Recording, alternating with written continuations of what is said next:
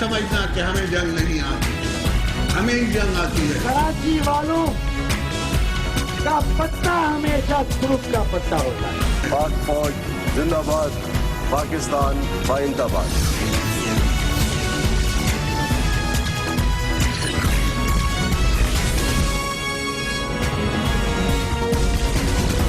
आप देख रहे हैं खबरों, तबसरों और तज्जियात पर मबनी पाकिस्तान का सबसे मोतबर न्यूज शो दुनिया, कामरान खान के साथ।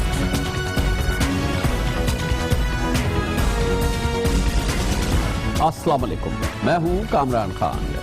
हालिया दिनों में की बड़ी खबरों में एक खबर 4.5 साल बाद शहबाज तासीर की बाजियाबी थी जो बलूचिस्तान के इलाके कुचलाक से हुई।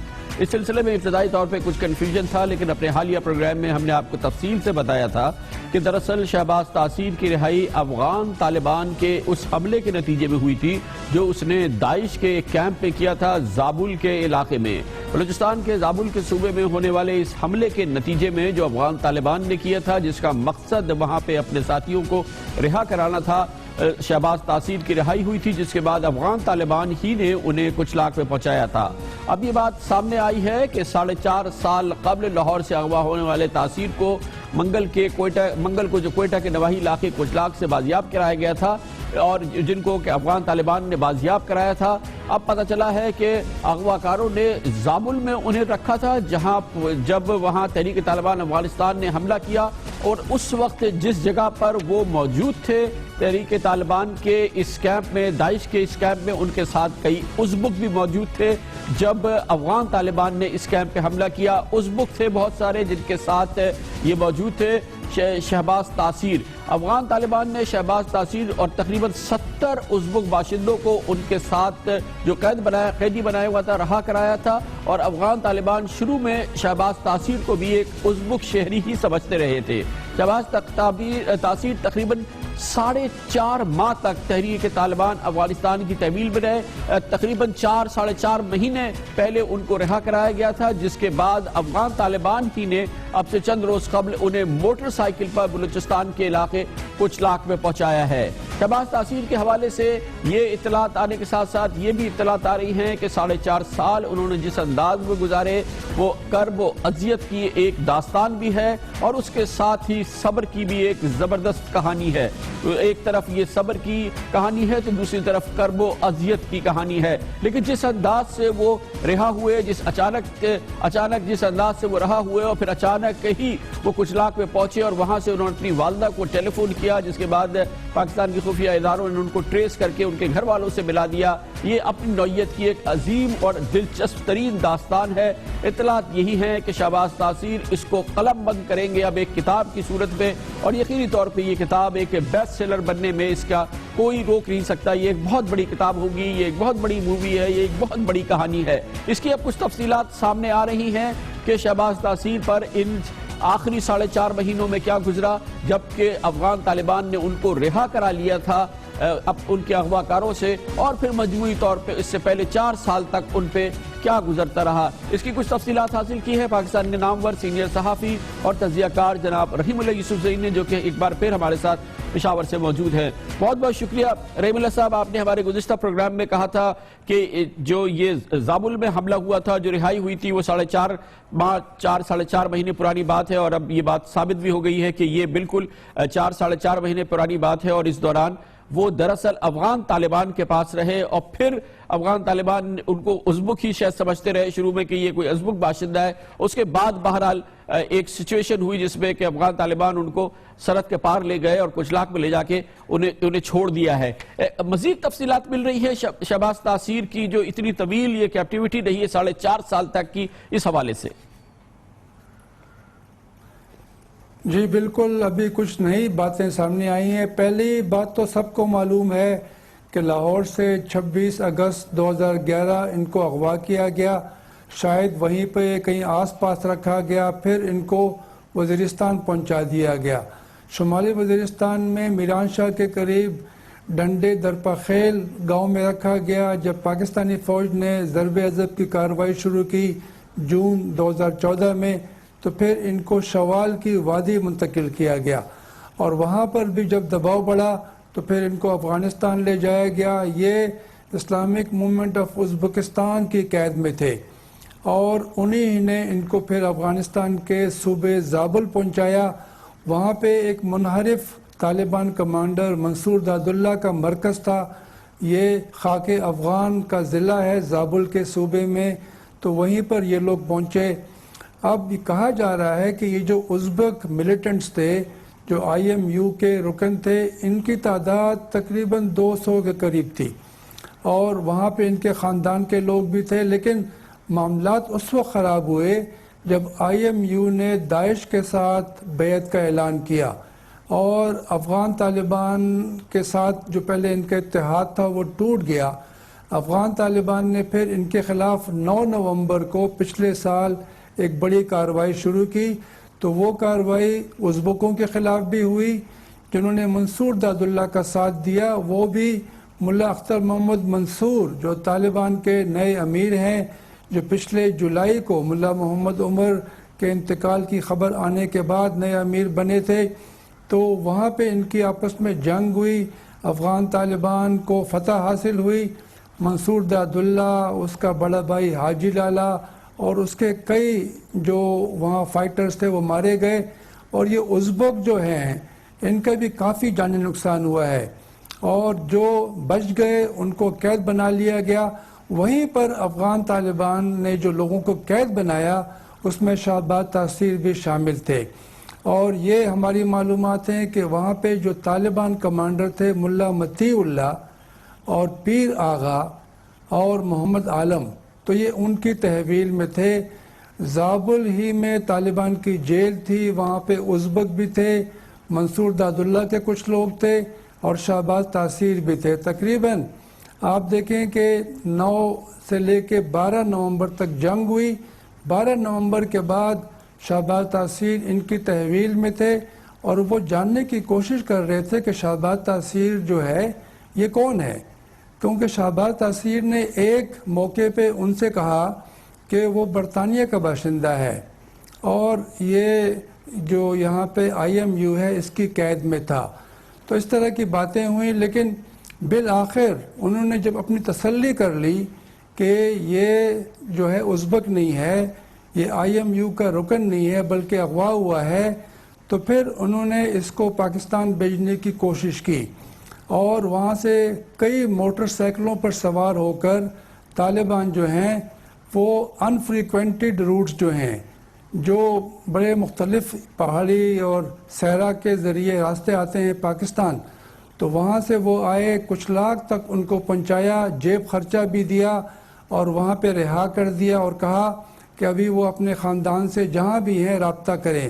میرے خیال میں بالآخر طالبان کو یہ علم بھی ہو گیا تھا کہ شہباز تاثیر کون ہے، کیونکہ ان کو بھی تو یہ اطلاع تھی کہ اس طرح پنجاب کے مقتول گورنر سلمان تاثیر کا بیٹا اغوا ہوا ہے، اور طالبان ذرائع یہ کہہ رہے ہیں کہ جو ان کے امیر ہیں ملا اختر محمد منصور، انہوں نے ہدایت جاری کی تھی کہ اس کو بحفاظت پاکستان پہنچایا جائے اور رہا کیا جائے۔ اچھا رحیم اللہ صاحب، یہ بتائیے گا کہ یہ تفصیل تو ہے جو 4.5 ماہ کی ہے، آخری 12 نومبر سے لے کے اور اب مارچ کے اس پہلے ہفتے تک، یہ 4.5 سال تک جب یہ دوسری قید میں تھے شمالی وزیرستان میں، پھر زابل میں، اور پھر ازبکس کی قید میں رہے، اس دوران ان پہ یہ بھی خبر ہے کہ بہت ہی جبر یا مشکل یا تشدد کی بھی خبریں ہیں، بہت ہی مشکل ٹائم انہوں نے گزارا، یا اس بارے میں کچھ اطلاعات ہیں؟ اور ابھی آپ نے دیکھا ہوگا کہ سوشل میڈیا پہ کچھ تصویریں گردش کر رہی ہیں انہی کے حوالے سے کہ ان پر تشدد کیا جا رہا ہے یا یہ کسی بہت مصیبت میں ہیں۔ کیا ہم کہہ سکتے ہیں کہ تصاویر درست ہے یا نہیں؟ اور ان کی وہ 4 سال کے حوالے سے ہمارے پاس کچھ معلومات ابھی آئی ہے۔ جی بالکل، ان کے خاندان کے جو ذرائع ہیں وہ یہ کہہ رہے ہیں کہ شہباز تاثیر کافی ان کو ٹارچر کیا گیا۔ جو ویڈیو آئی ہیں، تصویریں ہیں، اس کے بارے میں پہلے ان کا خیال تھا کہ شاید یہ صحیح نہیں ہے، یہ ڈرانے کے لیے، دباؤ ڈالنے کے لیے، اور تاوان کی جو رقم تھی 3 ارب، اور پھر اس کو پہلے 4 ارب، پھر 3 ارب، اور 22 جو ان کے قیدی تھے ان کی رہائی، پھر اس کو بعد میں 6 کر دیا گیا کہ ان کو رہا کریں، پھر یہ معاملات طے ہوں گے۔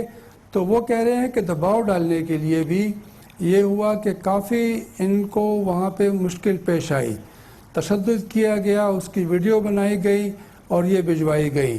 اور چونکہ وہاں پر تو جو ازبک تھے IMU وزیرستان میں، رحم اللہ صاحب، اس کا مطلب ان یہ کو کہ یہ اتنے جو والا کوئی نہیں تصاویر تھا. اور یہ جو ویڈیوز گردش کر رہی ہیں، اب جو ذرائع ہیں وہ اس کی تصدیق کر رہے ہیں کہ یہ صحیح لگتی ہے، صحیح تصویریں تھی یہ.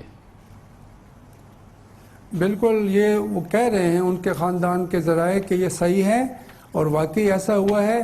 لیکن دیکھیں، یہ میرے خیال میں کافی انہوں نے ہمت دکھائی، بہادری دکھائی، اور ہم یہ دیکھ رہے ہیں، سن رہے ہیں کہ وہاں پہ انہوں نے قرآن پڑھا، انہوں نے نمازیں ادا کی اور انہوں نے اپنا حوصلہ رکھا.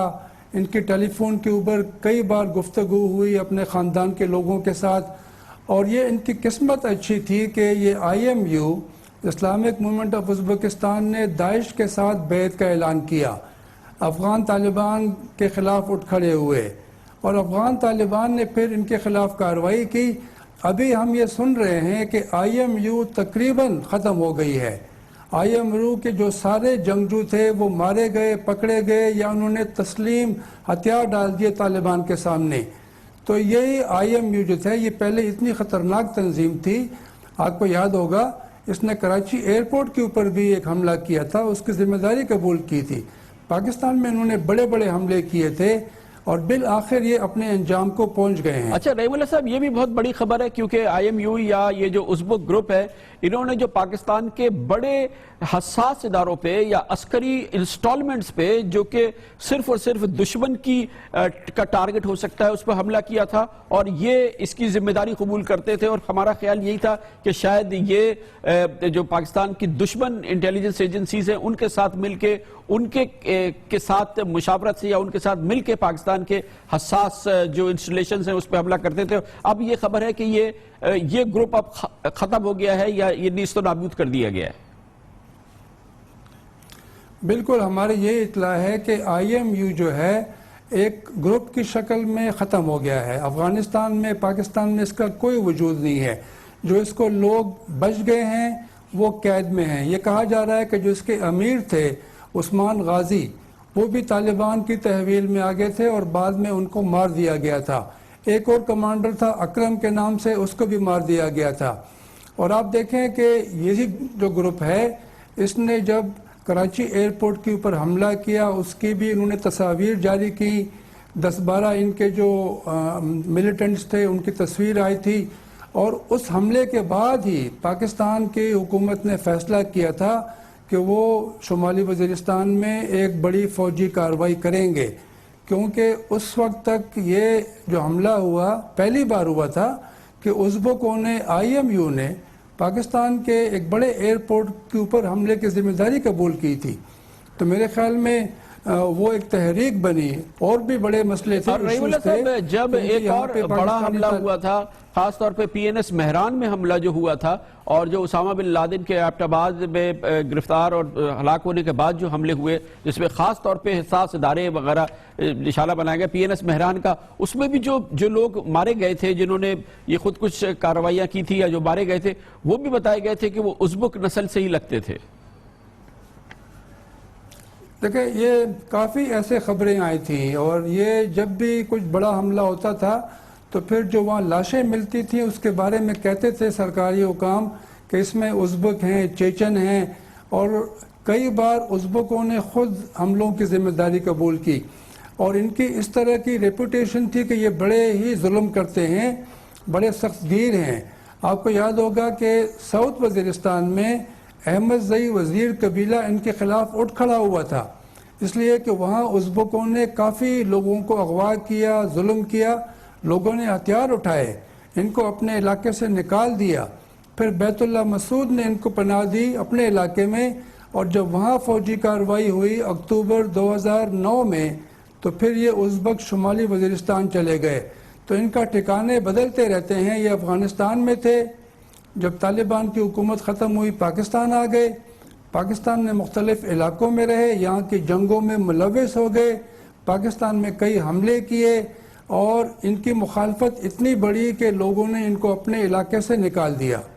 بہت بہت شکریہ جناب رحیم اللہ یوسفزئی ہمارے ساتھ تھے. بہت ہی دلچسپ کہانی ہے جو کہ آہستہ آہستہ سامنے آ رہی ہے. شہباز تاثیر 4.5 سال بعد سنسنی خیز انداز میں بازیاب ہوئے اور معجزانہ انداز میں بازیاب ہوئے اور اب اس کی تفاصیل سامنے آ رہی ہیں. یہ بات بہرحال ثابت ہے کہ وہ رہا ہوئے ہیں افغان طالبان کے ایک حملے میں جو کہ ازبک باغیوں کے خلاف کیا گیا تھا, جو کہ داعش میں شمولیت اختیار کر گئے تھے, اور اس کے بعد شہباز تاثیر کا بازیاب ہونا, وہاں سے رہا ہونا, اور پھر افغان طالبان ان کو موٹر سائیکل کے قافلے میں بٹھا کے کچلا کے لے آئے, جہاں سے انہوں نے اپنی والدہ کو کانٹیکٹ کیا, اور اس کے بعد پاکستان کی سیکیورٹی ایجنسیز نے ان کو کچلا کے اس ہوٹل سے ٹریس کیا اور اپنے خاندان والوں سے ملا دیا. خبر سے بریک اور اس کے بعد ذکر کریں گے. فیصلہ ہو گیا ہے, پاکستان کی ٹیم اب روانہ ہونے والی ہے اب سے تھوڑی دیر میں یا کل صبح دلی کے لیے, اور پھر تیاری ہے T20 ورلڈ کپ کے پہلے میچ میں بھارت کا سامنا کرنے کی. تمام مسائل حل ہو گئے ہیں, اب ہے مقابلے کا وقت. اس کے بارے میں بتائیں گے خبر سے بریک کے بعد.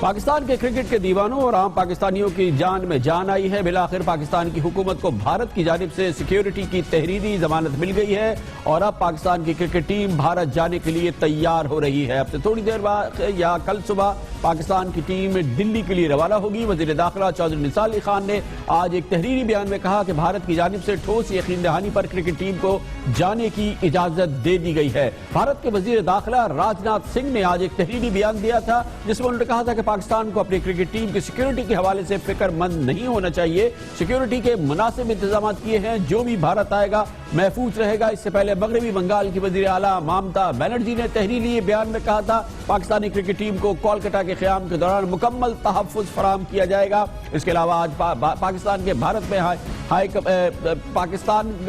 بھارت میں ہائی کمشنر جناب عبد الباسط نے بھارت کے وفاقی حکومت کے سیکرٹری داخلہ سے بھی ملاقات کی تھی, جہاں پر انہیں باضابطہ طور پہ بھارتی حکومت کی جانب سے یہ اس بات کی یقین دہانی کرائی گئی کہ پاکستان کی ٹیم کی سیکیورٹی کی بھرپور ضمانت دی گئی اور اس کی سیکیورٹی کی یقین دہانی کرائی گئی. آج عبد الباسط صاحب نے کہا کہ ہم بھارت میں اپنا میچ کھیلیں گے, ہم چاہتے ہیں کہ پاکستان اور بھارت کا میچ ہو اور ٹیم کو ہر طرح کی سیکیورٹی دی جائے گی, یہ بتایا گیا. کولکتہ میں پاکستانی کرکٹ ٹیم کا ریکارڈ ہمیشہ سے اچھا رہا ہے. ایڈن گارڈن میں یہ میچ ہوگا 19 مارچ کو, اور اس لیے پاکستان جو پاسٹ ہے ایڈن گارڈن کا وہ پاکستانیوں کے کرکٹ شائقین کے لیے اور ٹیم کے لیے یقینی طور پر حوصلہ افزا ہے. پاکستان اور بھارت کے 11 میچز ہوئے ہیں, 5 پاکستان جیتا ہے اور 1 میں بھارت کو فتح ہوئی ہے, اور اس طرح سے 5 ڈرا ہوئے ہیں. لیکن پاکستان کا ریکارڈ ایڈن گارڈن میں بہت اچھا ہے. ایڈن گارڈن پر پاکستان نے بھارت سے 4 ون ڈے میچز کھیلے ہیں اور چاروں بار کامیابی حاصل کی ہے. یہ وہ امید ہے جس کے ذریعے پاکستان کی ٹیم میدان میں اترے گی 19 تاریخ کو بھارت کے خلاف, اور گو کہ اس سے پہلے ایک اور میچ ہونا ہے پاکستان کا. لیکن پاکستان کی ٹیم کی سب سے بڑی اور پاکستان بھر کی سب سے بڑی توجہ, فوکس اور سپورٹنگ ایونٹ ہوگا 19 کو کلکتہ کے ایڈن گارڈن میں, جہاں تقریباً 1 لاکھ کرکٹ تماشائی موجود ہوتے ہیں, جو یقینی طور پہ یہ اس میدان میں اس روز بھی کھچا کھچ کے بھرا ہوا ہوگا میدان, اور اس حوالے سے یہ ایک بہت بڑا کرکٹنگ فکسچر ہے جو کہ ہونے جا رہا ہے. دنیا کی کمزور ترین ٹیم بھی جب میدان میں اترتی ہے لیکن ٹیم اگر بھارت روانگی سے قبل اس کی ہمت بڑھائی جائے یا اس حوالے سے پوری قوم کا جو مورال ہے وہ بہت ہائی ہو, تو یقینی طور پہ وہ بہت حوصلہ افزا چیز ہوگی, بڑی معاون چیز ہوگی. مگر چیئرمین شہریار خان صاحب آج بہت زیادہ اپ بیٹ نظر نہیں آ رہے تھے اور عجیب سا آج انہوں نے تبصرہ بھی کیا. جیتتے ہارتے doesn't matter, we must play. Concern نہیں میرے خیال سے, جہاں تک وہ لڑ کے کھیلے نا ہمارے لیے کافی. لیکن کوچ وقار یونس نے T20 ورلڈ کپ ٹیم کے لیے آخری موقع اسے قرار دیا اور کہا کہ کھلاڑی اب قوم کو مایوس نہیں کریں گے. چیلنج ہے آف کورس. پچھلے 6-8 مہینے اتنے اچھے نہیں گئے. آف کورس مجھے بھی اس کی تکلیف ہے کیونکہ میں خود بڑے چیلنجز ایکسیپٹ کرنے والا بندہ ہوں اور ہمیشہ ساری زندگی ایسا کیا ہے. لیکن انفارچونیٹلی اس دفعہ نہیں ہوا. دس از اندر اپرچونٹی ٹیم کے لیے بھی, میرے لیے بھی, ہر انڈیویجول, ایون شاہد افریدی کے لیے بھی یہ بہت بڑی اپرچونٹی ہے کیونکہ of course he is also right at the end of his career.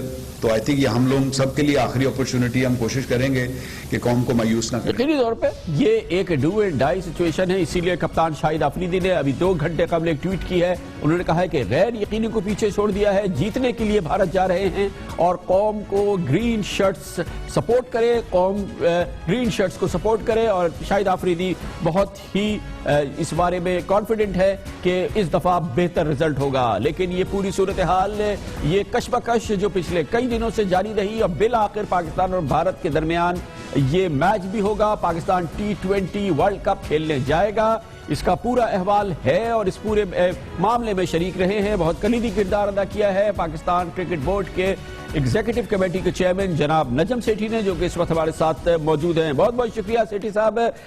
یقینی طور پہ یہ جو بالآخر فیصلہ تو ہو گیا, بہت حوصلہ افزا فیصلہ ہے, لیکن اس کے لیے جو بیک چینل ڈپلومیسی ہوئی ہوگی وہ بہت زیادہ ہرکولین ایفرٹ ہوئی ہوں گی دونوں طرف سے, جب کہیں جا کے یہ مرکز پہ پہنچے ہیں اور یہ ایک حوصلہ افزا فیصلہ ملا ہے ہمیں. جی ہاں کامران, آپ صحیح کہہ رہے ہیں. بڑی بھاگ دوڑ ہوئی, بڑی محنت ہوئی دونوں طرفوں سے, ہماری طرف سے بھی اور BCCI اور ICC کی طرف سے بھی, کیونکہ ہم سب کو یہ احساس تھا کہ یہ میچ ہونا چاہیے, پاکستان کو جانا چاہیے, مگر سب کو اس بات کا بھی احساس ہو گیا تھا کہ سیکیورٹی کا ایک ایشو ہے. اس کی وجہ یہ ہے, آپ کو یاد ہوگا, یہی سیکیورٹی کا ایشو بنا کے ہم نے انڈیا پاکستان کی سیریز نہ ہو پائی جو کہ پچھلے دسمبر ہونی تھی. اور اس کے بعد ہندوستان میں سیاستدانوں کے بیان بھی ایسے آتے رہے جو کہ مطمئن نہیں کر رہے تھے. اس کے بعد آپ کو پھر پتا ہے کہ ایسے بیان ان کے ہارڈ لائنر سے RSS سے آنے لگے کہ ہم کھیلنے نہیں دیں گے, یہ نہیں ہوگا, وہ نہیں ہوگا. تو اس لیے تشویش تھی. تو اس لیے پھر ہم نے یہ کنڈیشن رکھی تھی کہ جی پہلے تو یہ کہ ہمیں ایشورنس دیا جائے. انہوں نے کہا ایشورنس سے سب کو دیے, ہم نے کہا نہیں, ہمیں اسپیشل ایشورنس کی ضرورت ہے. دوسری بات یہ ہے کہ جب ہم نے اپنی سیکیورٹی ٹیم, ہم نے کہا ہم بھیجیں گے, دھرمشالہ کے پورے حالات دیکھیں گے, تو پھر ہم نے کوئی گارنٹیز یا کوئی ایشورنسز لیے جائیں. اس صورت میں پھر ہم نے یہ کنڈیشن لے ڈاؤن کی کہ آپ چینج کیجئے.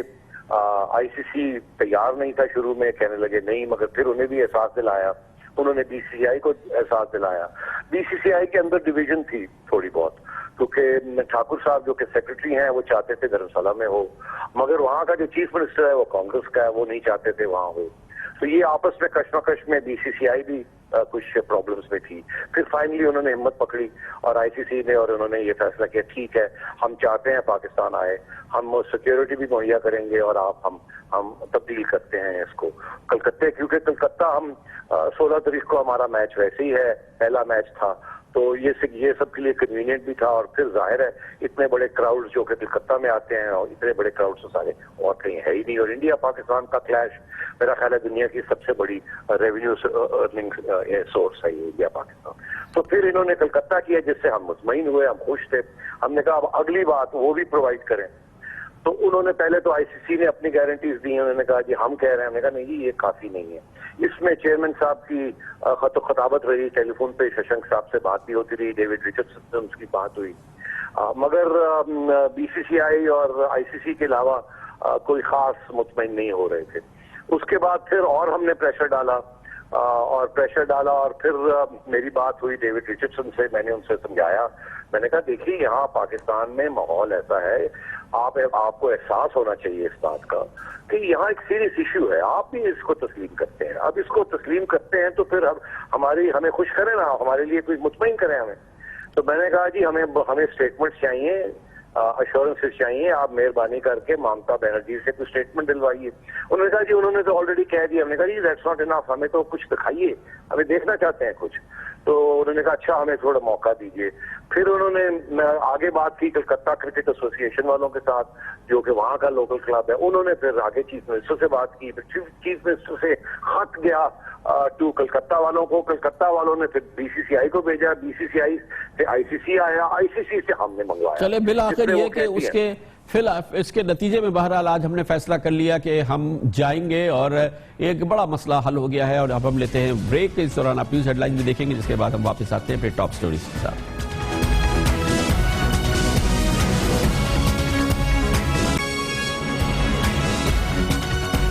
آپ دیکھ رہے ہیں خبروں, تبصروں اور تجزیات پر مبنی پاکستان کا سب سے معتبر نیوز شو دنیا, کامران خان کے ساتھ. جناب آصف علی زرداری ایک بار پھر منظر پہ لوٹ کے آئے ہیں. پچھلے 3 دنوں میں 2 میڈیا انٹرویوز دیے ہیں. حشاش بشاش نظر آ رہے ہیں اور وہی پرانی والی مسکراہٹیں اور وہی چپتے ہوئے جملے ایک بار پھر سامنے آئے ہیں. مسٹر جاوید کو ڈھونڈ رہا ہے کہ میرا انٹرویو کرو.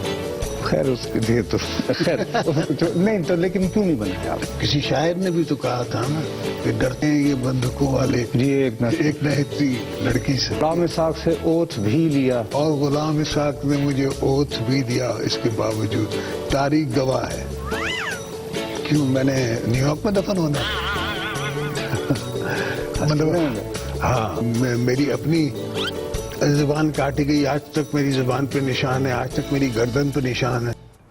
واضح طور پہ جناب آصف علی زرداری جو اب بھی عملاً پاکستان پیپلز پارٹی کے سربراہ ہیں, بالکل پولیٹکس میں بھی ایکٹیو ہیں اور رہنا چاہتے ہیں. سیاست سے نہ انہوں نے قطع تعلق کیا ہے نہ قطع تعلق کرنا چاہتے ہیں. پاکستان پیپلز پارٹی کے مستقبل کے حوالے سے اب بھی وہ بہت ان کے حوصلہ افزا جذبات ہیں, مگر وہ چاہتے ہیں کہ وہ تحفظات یا وہ مسائل جو ان کی گزشتہ سال والی تقریر کے صورت میں سامنے آئے تھے انہیں تحلیل کیا جائے, ڈائلیوٹ کیا جائے, اور اس کے بعد وہ چاہتے یہ ہیں, اندازہ یہ ہوتا ہے کہ راہ ہموار ہو جس کے بعد وہ پاکستان واپس آئیں. لیکن ابھی تک ان کے ذہن میں کوئی حتمی تاریخ نہیں ہے. لیکن اس سے پہلے وہ یہ چاہتے ہیں کہ جناب بلاول بھٹو زرداری کو پاکستان پیپلز پارٹی کے اس وقت حقیقی سربراہ کے طور پہ تسلیم کیا جائے. اور بار بار ان کا اصرار ہے, وہ کہنا چاہتے ہیں کہ انہوں نے اختیار بلاول بھٹو زرداری کو سونپ دیا ہے.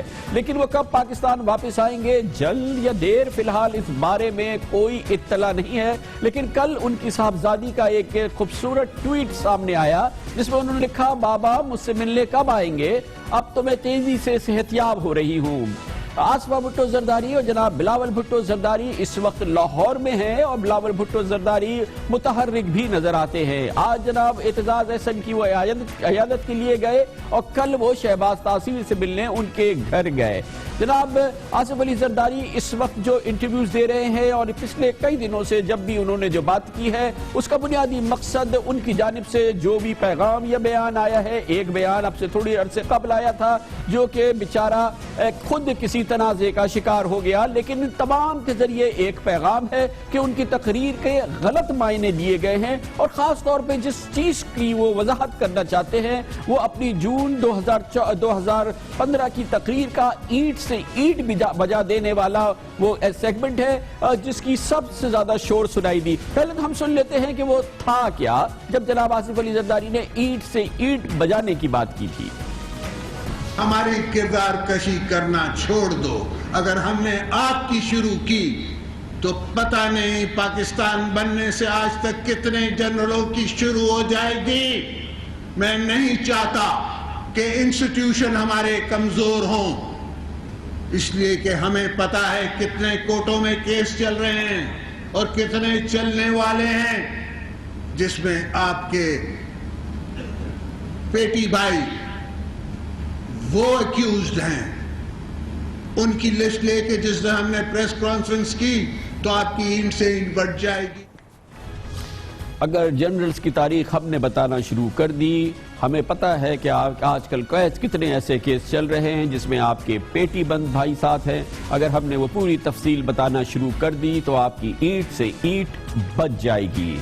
جناب آصف علی زرداری سے آج جب ڈان نیوز نے انٹرویو کیا, نصرت جاوید نے ان سے یہ سوال پوچھا تو جناب آصف علی زرداری اس اینٹ سے اینٹ کی پہلی بار تشریح پیش کر رہے تھے. وہ ایک تقریر کر رہا تھا میں KPK میں, اس میں یہ سوال آیا کہ ہم اینٹ سے اینٹ بجا سکتے ہیں. یہ نہیں تھا کہ میں بجانے لگا ہوں یا ہونے لگا ہوں یا کوئی موومنٹ شروع ہونے لگی ہے. کس کی اینٹ سے بجانا؟ اینٹ سے اینٹ ہم بجا سکتے ہیں اپنی اپوزیشن کی نا, پولیٹیکل فورسز کی جو ہم سے لڑ رہی ہیں فرام ون سائڈ, ایک طرف سے یا دوسرے طرف سے. ٹھیک, اور تو کسی کی نہیں بچ سکتے. جناب آصف علی زرداری اب کہتے ہیں تو اور تو کسی کی ہم اینٹ سے اینٹ نہیں بجا سکتے. اگر ہم اینٹ سے اینٹ بجا سکتے ہیں تو اپنی اپوزیشن کی اور اپنی سیاسی مخالفین کی اینٹ سے بجا سکتے ہیں. اچھا نہیں لگے گا کہ دوبارہ اب ہم اسی جون 2015 کی تقریر کو پھر ایک بار سنائیں, پھر ہم آپ سے کہیں کہ اس کا مقابلہ کریں. دونوں آپ نے سن لیے ہیں.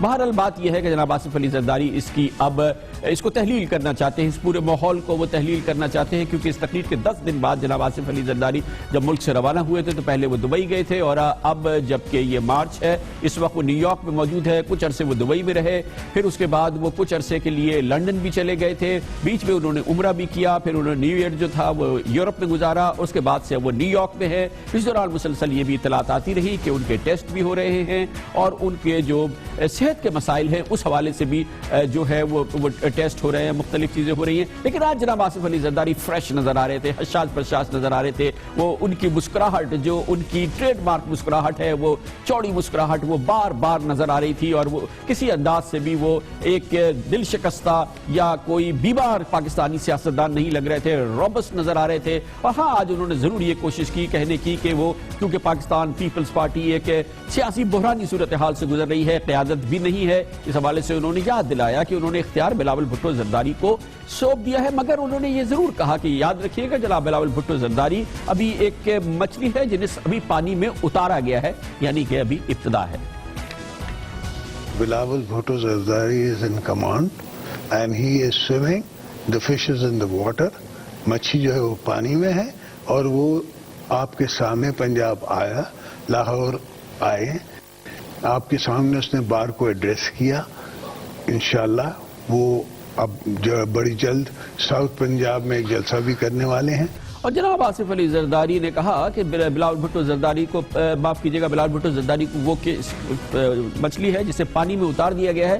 مگر جو جناب آصف علی زرداری کی ایک ہمیشہ سے پہچان رہی ہے کہ دوستوں کا دوست رہنا, آج ایک بار پھر وہ اسی دوستوں کے دوست والے آصف علی زرداری نظر آ رہے تھے جب ان سے بار بار سوال پوچھا جا رہا تھا جناب ڈاکٹر عاصم حسین کے حوالے سے, جو کہ ایک عام رائے یہی ہے کہ اس وقت جس صعوبت سے یا جس تکلیف سے گزر رہے ہیں اس کی بنیادی وجہ یہ ہے کہ وہ جناب آصف علی زرداری کے بہت ہی قریبی ساتھی ہیں, بچپن کے دوست ہیں, شاید ان کے رازدان بھی ہیں. مگر ان کی سب سے اہم جو باتیں ان کے پاس ہیں وہ میڈیکل ہسٹری ہے جناب آصف علی زرداری کی, جو ڈاکٹر عاصم حسین کے پاس ہے. ڈاکٹر عاصم حسین کے خلاف ایک جانب الزام ہے دہشت گردوں کی مدد کرنے کا, دوسری جانب ان کے خلاف ریفرنس در ریفرنس قائم ہو رہے ہیں کرپشن کے حوالے سے. کہا یہی جا رہا ہے کہ سزا ان کی یا ان کی جو یہ مسائل سامنے آئے ہیں اس کی وجہ یہ ہے کہ وہ جناب آصف علی زرداری کے انتہائی قریبی ساتھی ہیں. جناب آصف علی زرداری نے آج اس بات کو یقینی بنایا کہ ڈاکٹر عاصم حسین کا کھل کے اور بھرپور طریقے سے دوستوں کے دوست والا دفاع کرے.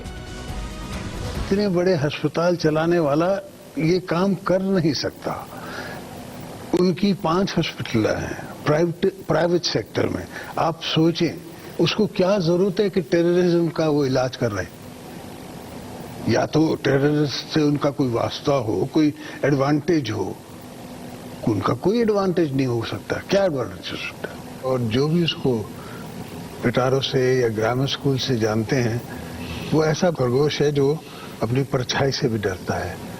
وہ کیپیبل ہی نہیں ہے کرپشن کرنے کا. میں اس کی گارنٹی. چلے, لیکن آپ کے فرنٹ مین بننے میں تو ایڈوانٹیج ہے نا. کیا میں پورے میرے 5 سال کے آپ سوچیں ٹینیور میں ایز پریزیڈنٹ نہ ایک الزام لگا مجھ پہ, نہ ایک آپ نے اسٹوری بنائی, نہ سنی. عاصم نے تو خدمت کی ہے as a minister petroleum. Doctor Asim جو ہے نہ کسی کا فرنٹ مین بن سکتا ہے, نہ ہے, نہ کبھی تھا. اس کو میں بالکل ڈیفینڈ کروں گا. ہر فورم پہ میں نے ڈیفینڈ کیا ہے, ہر فورم پہ ڈیفینڈ کرتا رہوں گا, اور پارٹی بھی اس کو ڈیفینڈ کرتی رہے گی. اور آصف علی زرداری صاحب کا یہ دعویٰ پہلے ہی ثابت ہو رہا ہے، ہر فورم پہ، ہر فرنٹ پہ Pakistan Peoples Party doctor Asim کے لیے لڑ رہی ہے، اور اس جد و جہد میں ظاہر ہے کہ مسائل مزید گھمبیر ہوئے ہیں۔ جو اسٹیبلشمنٹ کے ساتھ اس کے تعلقات جون میں خراب ہوئے تھے وہ بہتر ہوتے ہوئے نظر نہیں آئے۔ حالیہ دنوں میں ایسی کوئی صورتحال نظر نہیں آئی، جس کی سب سے بڑی عکاسی ہوئی ہے سپریم کورٹ آف پاکستان میں، جب سندھ رینجرز نے اپنی رپورٹ داخل کی اب سے چند روز قبل۔ اس میں حکومت سندھ پر اور سندھ پولیس پر مکمل طور پہ بھرپور طریقے سے اس انداز کا عدم اعتماد کا اظہار کیا گیا کہ سپریم کورٹ آف پاکستان کے ایک معزز جج نے کہا کہ دراصل یہ رینجرز کی حکومت سندھ کے خلاف چارج شیٹ ہے۔ یہی وہ ماحول ہے جس میں جناب آصف علی زرداری اس وقت منظر عام پہ واپس آئے ہیں، اسی لیے بار بار ان سے یہ سوال بھی پوچھا جا رہا ہے، ایک عام آدمی کا بھی یہ سوال ہے کہ وہ واپس کب آئیں گے۔ اس دفعہ لگ رہا ہے سر کہ وہ والی بات نہیں رہی، کچھ نہ کہیں تو کمزوری۔ آپ نے آنا ہے واپس؟ کیوں، میں نے نیو یارک میں دفن ہونا ہے؟ یہ تھا جواب جناب آصف علی زرداری کا جب ان سے پوچھا گیا کہ کب آپ واپس آئیں گے، آپ کو واپس آنا ہے، تو انہوں نے کہا کہ کیوں، کیا مجھے نیو یارک میں دفن ہونا ہے۔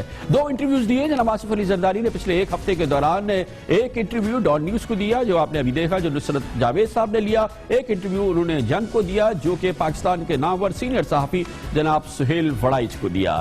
اس وقت ہمارے ساتھ موجود ہیں جناب سہیل وڑائچ۔ بہت بہت شکریہ سہیل وڑائچ صاحب۔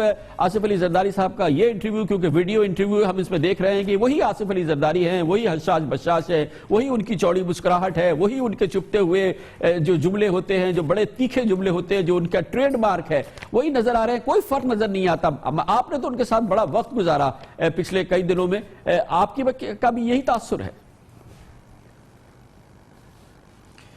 بیمار تو ہیں، اور ڈاکٹر بھی مسلسل ڈاکٹرز کے پاس جا رہے تھے۔ انہوں نے جو ویڈیو انٹرویو ہے اس میں بھی اپنے بازو دکھائے، اور آپ کو پتہ ہے کہ ان کو ہارٹ کی پرابلم بھی ہے، شوگر کی پرابلم بھی ہے، لیکن نسبتاً بہت بہتر نظر آئے۔ یہ آپ نے بالکل صحیح کہا، ہنس رہے تھے، مسکرا رہے تھے، کاٹدار جملے تھے، ہر بات کا جواب دیتے تھے۔ تھوڑے سے سلو ضرور نظر آئے بنسبت جب پاکستان میں ہوتے تھے۔ آپ کو سیاسی جو ان کا جذبہ ہے، جو سیاسی اس وقت ان کا جوش ہے یا ان کا ایکیومن ہے، خاص طور پہ جو پیپلز پارٹی اس وقت ہر لحاظ سے اگر آپ سیاسی انداز میں دیکھیں ایک بحرانی صورتحال سے گزر رہی ہے، اپنے ہوم پروونس سندھ میں بھی، پنجاب میں اس کا وجود زائل ہو چکا ہے، خیبر پختونخوا بلوچستان میں خال خال کہیں نظر آتی ہے، اس حوالے سے جناب آصف علی زرداری کو کوئی تفکر، کوئی پریشانی؟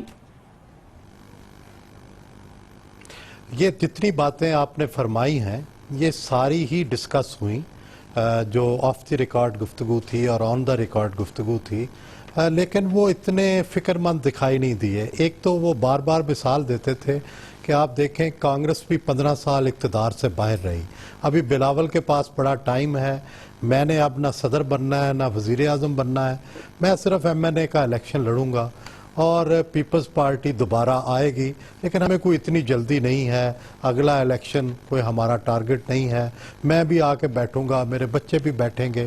تو وہ ہماری اس بات کو اس طرح سے رپلائی کرتے تھے کہ آپ جو کہتے ہیں اس کا مجھے فوری یہ فکر نہیں ہے کہ کل کیا ہو۔ لیکن سہیل وڑائچ صاحب، اس سے یہ اندازہ ہوتا ہے، اور جو آپ فرما رہے ہیں وہ تو ہے، مگر اگر آپ عملی طور پہ بھی دیکھیں پورے پاکستان میں پیپلز پارٹی کی سیاست، اس میں لگ نہیں رہا کہ اس میں کوئی ولولہ، کوئی جذبہ، کوئی جوش ہے کہ اس نے اب الیکشن 2 سال بعد ہونے والے ہیں، تقریباً 2 سال بعد آپ کی مکمل طور پر تیاری اترنی ہے کہ اس کو ذرا سی بھی امید ہے کہ ہم اگلا الیکشن سویپ کریں، ہم دوبارہ اقتدار میں آئیں، ہم پاکستان مسلم لیگ نون کو شکست دیں، جیسا کہ آپ نے خود فرمایا کہ اگلے الیکشن کے حوالے سے تو آلموسٹ وہ سرنڈر کر رہے ہیں۔ اب ان کی نظر جو ہے، بلاول بھٹو زرداری ابھی نوجوان ہیں، اب ظاہر ہے کہ ان کی بہت عمر باقی ہے، تو پہلا ٹارگٹ ان کا 2023 کا الیکشن ہے کیا؟ میرا خیال ہے ان کا ٹارگٹ، مجھے یہ لگتا ہے کہ سندھ کو تو انٹیکٹ رکھا جائے، اور اس کے لیے جیسے ہم سب لوگ یہ سمجھتے ہیں کہ سندھ گورنمنٹ کی گورننس ٹھیک نہیں ہے، قائم علی شاہ صاحب سلو ہیں، بوڑھے ہیں، ہم سب لوگ جس طرح سارے جرنلسٹ باتیں کرتے ہیں وہ ان چیزوں سے اتفاق نہیں کرتے۔ وہ کہتے ہیں پچھلا الیکشن بھی قائم علی شاہ نے جیت کے دیا ہے، وہ ورکرز میں سے ہے، وہ ورکر ہے، اس سے بہتر ہمارے پاس سندھ میں اسمبلی میں کوئی شخص نہیں ہے، اور ان کا خیال ہے کہ سندھ ہم پھر جیت جائیں گے۔ اور شاید اس سے زیادہ وہ نیشنل لیول پہ کوئی توقع نہیں کر رہے، ماسوائے کہ کوئی حالات تبدیل ہو جائیں، ماسوائے کوئی بہت بڑا ڈبیکل آ جائے کسی اور جماعت پہ، ان کی جو دو بڑی مخالف جماعتیں ہیں. تو میرا خیال ہے کہ اس وقت ان کا یہی اندازہ ہے کہ پی ٹی آئی یا نون ان میں سے کوئی نہ کوئی ایک جماعت پہ کوئی نہ کوئی افتاد ٹوٹے گی تو اس وقت پیپلز پارٹی کا راستہ بنے گا. اچھا سہیل وڑائی صاحب، یہ دیکھیں اس وقت جو سب سے بڑا مسئلہ ہے، چاہے وہ اس کو مانے نہ مانے، لیکن بہرحال وہ پاکستان سے گئے جون میں اپنی اس تقریر کے بعد، جو کہ جس کی گونج آج بھی ہر طرف سنائی دیتی ہے، اور آپ جب بھی وہ بات کر رہے ہوتے ہیں اس تقریر کو ضرور ان کو ریفر کرنا پڑتا ہے. آپ کے خیال میں ان کا انداز اب معذرت خواہانہ ہو گیا ہے، یا وہ سیاست سے اس سے نکلنا چاہتے ہیں، کھل کے اس پہ معذرت کرنا نہیں چاہتے؟ ابھی دیکھیں آپ نے اینٹ سے اینٹ بجانے والی بات کی، انہوں نے جو اس کا ڈیفنس پیش تو انہوں نے کر دیا، مگر اس سے اس کا کوئی تعلق نہیں ہے. آپ کو کیا اندازہ ہے کہ وہ سوچ رہے ہیں کہ یار کیا میں نے کہہ دیا، چلو چھوڑو، یا یہ کہ معذرت خواہانہ ہے، یا یہ کہ وہ چاہتے ہیں کہ بس اس کو بھولیں لوگ اور وہ اس سے نکل جائے کسی صورت سے؟ میرا خیال ہے جو آخر میں آپ نے بات فرمائی ہے، وہ چاہتے ہیں کہ لوگ بھول جائیں اور اس سے نکلیں، اس کی نئی انٹرپریٹیشن وہ دیتے ہیں، اور ساتھ ہی وہ یہ بھی کہتے ہیں کہ دیکھیں لڑائی افورڈ نہیں ہو سکتی، لیبیا ہے، شام ہے، وہی ریکنسیلیشن والی بات جو وہ اقتدار میں آنے سے پہلے اور اقتدار کے درمیان کرتے تھے، وہی باتیں دوبارہ سے وہ دہرا رہے ہیں، اور شاید وہ اس ایک سٹیٹمنٹ کو اپنے کیریئر سے نکالنا چاہتے ہیں جو انہوں نے اس وقت دی تھی. اچھا سہیل صاحب، ایک اور چیز جو تاثر ایک عام ہے اور لگتا بھی یہ ہے کہ جب بھی ان سے پاکستان لوٹنے کی بات کی جائے تو وہ اس کو اسی انداز میں کہتے ہیں کہ کیا میں نیو یارک میں دفن ہوں گا، کیا میں دبئی میں دفن ہوں گا، لیکن کوئی تاریخ اور مہینے والی بات بہرحال نظر نہیں آتی ہے. لیکن پرائیویٹلی لوگ جو بات کرتے ہیں، ہمیں اندازہ یہی ہے کہ جو پہلا مہینہ ان کے ذہن میں ہے واپسی کا، وہ اس سال کا نومبر یا دسمبر کا مہینہ ہے، جب پاکستان کے موجودہ فوجی قیادت اپنی اس پوزیشن پہ نہیں رہیں گے، ریٹائر ہو جائیں گے، واٹ ایور ہوگا. اس سے پہلے جب تک کہ کوئی بڑا ان کے نزدیک کوئی سچویشن ایسی انڈرسٹینڈنگ نہ ہو جائے، اس سے پہلے ان کی واپسی خارج سے امکان ہی ہے نا؟ بالکل صحیح بات ہے. وہ ابھی جس دن میں واپس آیا ہوں سنڈے کو، اسی دن وہ لندن جا رہے تھے، اور لندن کے بعد وہ پھر واپس نیو یارک آ جائیں گے، اور مجھے نہیں لگتا کہ فوری طور پر ان کا واپس آنے کا کوئی امکان ہے، اور شاید اکتوبر نومبر کے بعد وہ پلان کریں گے. اور یہ بات بھی حقیقت ہے کہ صحت کے ایشوز ان کے ہمیشہ سے رہے ہیں، ان کے ساتھ بہت ایشوز ہیں، مگر پاکستان کی پوری سیاسی قیادت کو مجھ سے کہیں زیادہ آپ جانتے ہیں سہیل صاحب کے طبی مسائل بہت زیادہ ہے. پاکستان کی پوری سیاسی قیادت جناب الطاف حسین سے لے کے اور پھر اور جتنے بھی بڑے بڑے لوگ ہیں ان سب کے، لیکن خدا نہ خواستہ ایسی کوئی بات نہیں ہے جناب آصف علی زرداری کی کہ وہ بستر پہ ہیں، یا یہ کہ وہ چلنے پھرنے سے ہیں، یا وہ ایکٹیو لائف نہیں، کیونکہ یہ نیو یارک لنڈن کی فلائٹس ہوں یا دبئی نیو یارک کی فلائٹس ہو، پھر عمرہ کرنا ہو، پھر آنا جانا ہو، ایک ریزنیبل صحت تو ہوتی ہے جب آدمی اس طرح کی چیز کر سکتا ہے. پھر سب سے بڑی چیز ان کا چہرہ، اس کی باڈی لینگویج، ان کا انداز بتا رہا ہے کہ خدا نہ خواستہ کوئی بہت سیریس بات نہیں ہے. ایک تو یہ بالکل آپ صحیح کہہ رہے ہیں کہ شاید پاکستان کے حالات ٹھیک ہوں گے تو وہ آ جائیں گے، لیکن دوسری بات مجھے یہ بھی لگی کہ شاید وہ ابھی ایک تو حالات نہیں سمجھتے کہ میں آؤں، دوسرا وہ کوئی اتنے کین بھی نہیں ہے کہ میں فوراً جا کے کچھ کوئی رول ادا کر لوں، میں کچھ جا کے مجھے اقتدار کا چانس ہے. جب وہ کہتے ہیں میں نے صدر بھی نہیں بننا، میں نے وزیر اعظم بھی نہیں بننا، 15 سال تک کانگریس جو ہے اس نے انتظار کیا تھا، تو یہ اگر ساری چیزیں ملا کے دیکھیں تو صاف نظر آتا ہے کہ انہیں کوئی جلدی نہیں ہے. وہ سمجھتے ہیں کہ یہ آپس میں نون اور پی ٹی آئی لڑ کے دیکھ لیں، اس کے بعد پیپلز پارٹی جو ہے وہ دیکھ. اچھا ایک اور بڑی امپورٹنٹ بات ہے، بہرحال یہ سیریس بات ہے کہ اگر آپ صدر اور وزیر اعظم آپ نے نہیں بننا تو آپ نے ملک میں آ کے عوامی خدمت نہیں کرنی، کیونکہ سیاست تو ہم یہ سمجھتے ہیں کہ عوامی خدمت ہے. ایک صوبے میں ان کی حکومت ہے، اس صوبے کا جو حال ہے وہ چاہے کچھ بھی کہہ رہے ہوں. آج اس انٹرویو میں کہہ رہے تھے کہ انڈیا سے آپ دیکھیں تو سانگڑ میں اور تھرپارکر میں ہر طرف روشنیاں نظر آ رہی ہیں. کیا بات وہ کر رہے تھے، بالکل مناسب بات نہیں ہے، کیونکہ جو تصویر ہے وہ بالکل آیا ہے، اس میں کوئی چیز چھپی ہوئی نہیں ہے. پھر وہ کہتے ہیں کہ میں نے سیاست میں نہ میں نے صدر بننا ہے، نہ وزیر اعظم بننا ہے، میں نے نیو یارک میں رہنا ہے، لندن میں رہنا ہے. تو یہ ایسا لگتا ہے کہ وہ سیاست کے دامن کو اب چھوڑ رہے ہیں. مطلب اب ان کا انٹرسٹ، جیسے آپ کی بات سے بھی لگ رہا ہے، ان کی بات سے بھی لگتا ہے کہ بہت ڈیپ انٹرسٹ ان کا باقی نہیں رہ گیا ہے. میرا خیال ہے ایک تو وہ یہ سمجھتے ہیں کہ میں 12 سال جیل رہا، 5 سال جب میں ایوان صدر رہا تب بھی وہ بار بار مجھے کہتے رہے، میں ایک کرسی پہ بیٹھا رہا اور مجھے نہ آرام کا وقت ملا نہ مجھے علاج کا وقت ملا، تو نہ میرا علاج ہو سکا نہ مجھے آرام کا ٹائم ملا. تو مجھے اپنی سب سے پہلے اپنی صحت ٹھیک کرنی ہے، اور میرے جسم کے ہر حصے میں درد ہوتا تھا، اور مجھے 27 انہوں نے کہا ایک دن میں ٹیکے لگے. اب میرے درد کچھ ٹھیک ہونے شروع ہوئے ہیں. تو یہ بات ان کی کچھ جینون ہے، کیونکہ بہرحال 12 سال وہ جیل بھی رہے، اور یہ بھی صحیح ہے انہیں بہت ساری بیماریاں لاحق ہیں. دوسرا، ہمیشہ یہ ہوتا ہے کہ کنڈیوسو حالات نہ ہوں تو انسان کی مایوسی بڑھتی ہے، انسان کو انسرٹینٹی نظر آتی ہے. پھر آگے سے یہ بھی ہو کہ مقدمات بن رہے ہوں، لڑائی جاری ہو، یہ بھی ظاہر ہے ان کے لیے کوئی اتنے کنڈیوسو حالات نہیں ہیں کہ وہ آئیں اور آ کے پھر سیدھے جیل چلے جائیں. تو میرا خیال ہے کہ یہ ساری وہ سچویشن ہوگی جس کو وہ اسکرٹین کرتے ہوں گے، سوچتے ہوں گے، اور پھر سوچتے ہوں گے کہ یہاں بیٹھ کے زیادہ بہتر ہے میں دور سے دیکھوں. آخر بیوی بھی تو اتنا عرصہ باہر رہیں، نواز شریف بھی تو اتنا عرصہ باہر رہے. بار بار یہ کہتے رہے نواز شریف کے، ہمیں تانے دیتے رہے کہ آخر وہ بھی اتنے سال کے بعد معاہدہ کر کے گئے تھے، واپس آئے، لوگوں نے پھر انہیں کندھے پہ اٹھا لیا. میں جیلوں میں رہا اور نواز شریف جو ہے وہ جدہ میں رہے، تو آپ لوگ برابر ایکویٹ کرتے ہیں. بہت شکریہ جناب، بہت شکریہ جناب سہیل وڑائی ہمارے ساتھ ہیں. بڑی نوازش، thank you so much. Commercial break اور اس کے بعد ذکر کریں گے ایک بار پھر سپریم کورٹ آف پاکستان نے 9 مہینے میں دوسری بار حکم دیا ہے کہ کراچی جو بل بورڈز کا ایک جنگل بن چکا ہے کسی صورت سے ان بل بورڈز کو ختم کر دے. سپریم کورٹ آف پاکستان کو 9 مہینے میں دوسری بار براہ راست حکم دینا پڑا ہے، اور اس دفعہ عسکری اداروں سے بھی کہنا پڑا ہے، یعنی کہ کنٹونمنٹ سے بھی، کراچی کی شہری حکومت سے بھی، تمام اداروں سے بھی، اور کہا ہے کہ 1 مہینہ ہے بل بورڈ صاف کر دے. اس کے بارے میں آپ کو بتاتے ہیں کمرشل بریک کے بعد. بیچ دے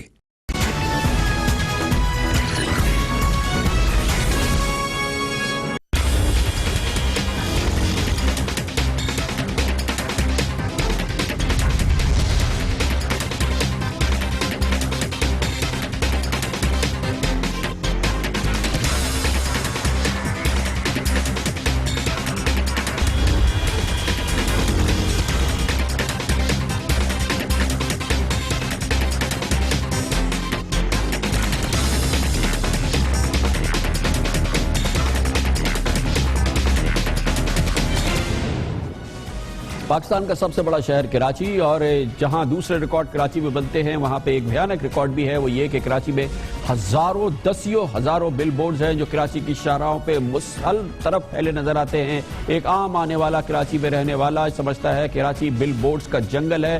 ان بل بورڈز کے ذریعے اربوں روپے مہینے کی آمدنی ہوتی ہے جو نہ جانے کہاں تحلیل ہو جاتی ہے. لیکن کراچی ایک بدنما بل بورڈ سٹی جو ہے وہ ہر طرف سے نظر آتا ہے. اس سلسلے میں تمام احکامات، اعلیٰ عدالتوں کے احکامات، ان درجنوں محکموں کو ان کی کوئی پرواہ نہیں ہے جو بل بورڈ کی اس مافیا کے ساتھ مل کے کام کرتے ہیں.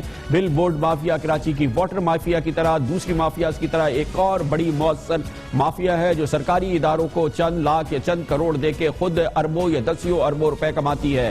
سب سے اہم بات یہ ہے کہ آج ایک بار پھر سپریم کورٹ آف پاکستان نے 7 ماہ میں دوسری بار سڑکوں کے اطراف، فٹ پاتھوں، گرین بیلٹس اور اوور ہیڈ بریجز پر لگائے گئے تمام بل بورڈز کو 1 مہینے میں ہٹانے کا ایک اور حکم جاری کیا ہے. یہ براہ راست حکم جاری کیا گیا ہے. اس سے پہلے پچھلے سال 20 اگست کو چیف جسٹس آف پاکستان جناب انور ظہیر جمالی، جسٹس امیر ہانی مسلم پر مشتمل 2 رکنی بینچ نے اس طرز کے ایک ہی پٹیشن میں کراچی میں غیر قانونی سائن بورڈ ہٹانے کا 1 ہفتے کا حکم دیا تھا. آج یہ پھر دینا پڑا. سپریم کورٹ کراچی رجسٹری میں آج جسٹس امیر ہانی مسلم کی سربراہی میں جسٹس عظمت سعید اور جسٹس خلجی عارف حسین پر مشتمل 3 رکنی بینچ نے بل بورڈ ہٹانے کیس کی سماعت کی. جسٹس امیر ہانی مسلم نے ریمارک دیے کہ کراچی میں اشتہاری ووٹ کا جال بچھا دیا گیا ہے جو انسانی جانوروں کے لیے بھی خطرہ ہے اور شہر کی خوبصورتی پر ایک بدنما دماغ ہے. ایڈمنسٹریٹر کراچی روشن اندی شیخ نے آج سپریم کورٹ کو بتایا کہ کے ایم سی کی حدود سے زائد کنٹونمنٹس کے علاقوں میں سائن بورڈز لگے ہوئے ہیں. جسٹس امیر ہانی مسلم نے ایڈمنسٹریٹر کراچی سے استفسار کیا، کیا آپ سمجھتے ہیں کہ ججز نارتھ عبد الآباد، گلشن اقبال اور گلستان جوہر نہیں جاتے، یعنی کہ وہ علاقے ہیں جو کہ کنٹونمنٹس میں نہیں ہیں۔ ایڈمنسٹریٹر کراچی نے بتایا کہ کراچی کے 20 سے زائد ادارے بل بورڈ لگانے کی اجازت دیتے ہیں۔ کنٹونمنٹ بورڈ FTC کے قریب دنیا کا سب سے بڑا بل بورڈ لگوا چکا ہے۔ جسٹس خلجی عارف حسین نے تعجب ظاہر کیا کہ عسکری اداروں کو اشتہاری بورڈ اور ایسی کمرشل سرگرمیوں کی کیا ضرورت ہے۔ جسٹس امیر ہانی مسلم نے ریمارک دیے کہ یہ بات سبق سے باہر ہے کہ عسکری ادارے بل بورڈز کے کاروبار میں موجود کیوں ہیں۔ جسٹس شیخ اکبر سعید نے کہا کہ کوئی خوش فہمی میں نہ رہے کہ کراچی میں پاکستان کا قانون نہیں چل سکتا، سپریم کورٹ کو قانون پر عمل درآمد کرانا آتا ہے۔ عدالت نے آئندہ سماعت پر چیف ایگزیکٹو کلفٹن کورنگی، منوڑا، ملیر اور فیصل کنٹونمنٹ بورڈز کو پیش ہونے کا حکم دیا۔ سول ایویشن اتھارٹی کے اسٹیشن کمانڈر اور کمانڈر کراچی نیوی سمیت تمام اداروں کو بھی نوٹس جاری کر دیے۔ ملک کے دیگر دو بڑے شہر کراچی اور لاہور کا اگر مقابلہ کیا جائے تو لاہور کی سڑکیں اور ماحول جو ہے وہ بہت بہتر نظر آتا ہے کراچی کے حوالے سے۔ بل بورڈز اور اوور ہیڈ بورڈز کے حوالے سے لاہور جو کہ ایک پاکستان کا دوسرا بڑا شہر ہے مگر اس کی تصویر بالکل مختلف نظر آتی ہے کراچی کی تصویر سے۔ کراچی میں شارع فیصل، شارع قائدین، ڈیفینس، کلفٹن کی سڑکیں ایک طرف اور آپ دیکھیں کہ وہ بورڈ سے بھری ہوئی ہیں، ہر طرف سے بورڈ ہی بورڈ نظر آتے ہیں، جبکہ لاہور کے شالیمار لنک، مال روڈ، فیروزپور روڈ اور دوسری بڑی جو روڈز ہیں وہ بالکل ایک مختلف دو بڑے شہروں کی مختلف صورتحال نظر آتی ہے۔ کراچی کو بل بورڈز کا جنگل بنا دیا گیا ہے۔ سپریم کورٹ آف پاکستان کے احکامات کی بھی اس سلسلے میں کوئی پرواہ نہیں کی جاتی، نہ کنٹونمنٹ بورڈز کر رہے ہیں نہ کراچی کی شہری حکومت ہے۔ کراچی کی شہری حکومت کا ہم جواب حاصل کرتے ہیں، اس کے لیے جناب سید آصف حیدر شاہ جو کہ کمشنر کراچی ہے اس وقت ہمارے ساتھ موجود ہیں۔ شاہ صاحب، سمجھ سے باہر ہے بات کہ سپریم کورٹ آف پاکستان 9 مہینے میں دوسری بار کہہ رہا ہے کہ یہ بل بورڈز ہٹائے۔